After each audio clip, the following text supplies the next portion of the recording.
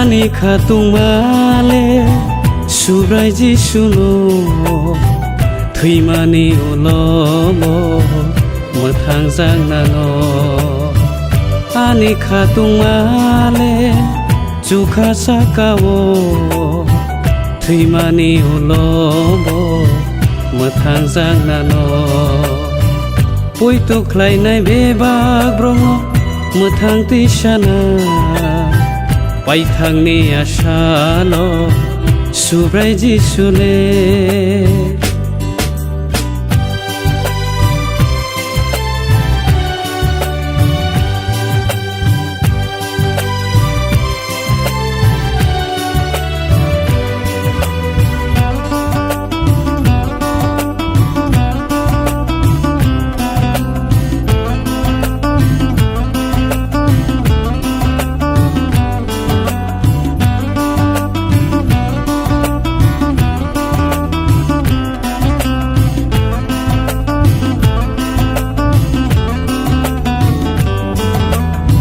Chukhani sengsa sao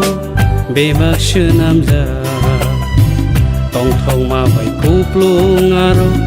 hak sang bo kuplung Chukhani sengsa sao bemak shenam ja tong thong ma bai kuplung aro hak sang bo kuplung tabu kha kham jaro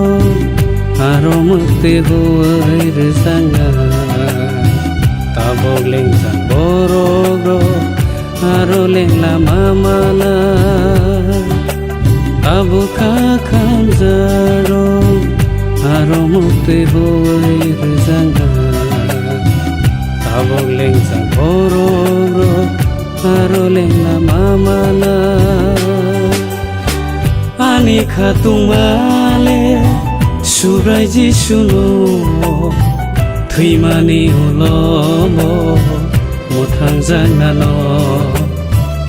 Ani khatung male chukha sakawo thimani ulomo mothang jang nano Pui tu khlai nai bebak brongo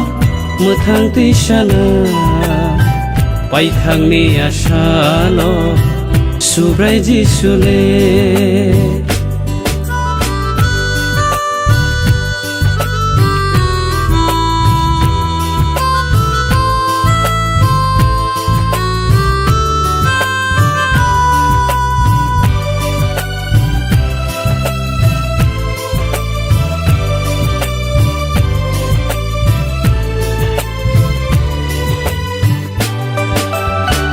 Subrayung Jisu Rosa kathaya Kothoma kahamno Kelanggai thangkha Ang tabuk pina nangnai Bini mo thang mani Wakorongno Holani samenggo Senam kha Jisu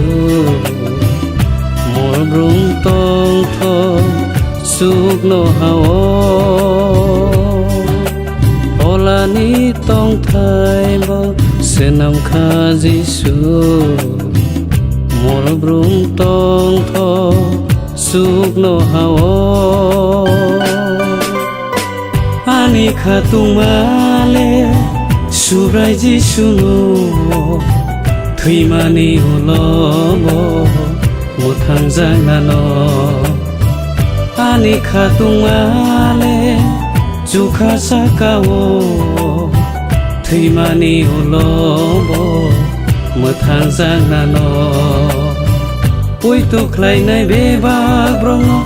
mothang ti sana Pai thang ni asalo subrai ji sule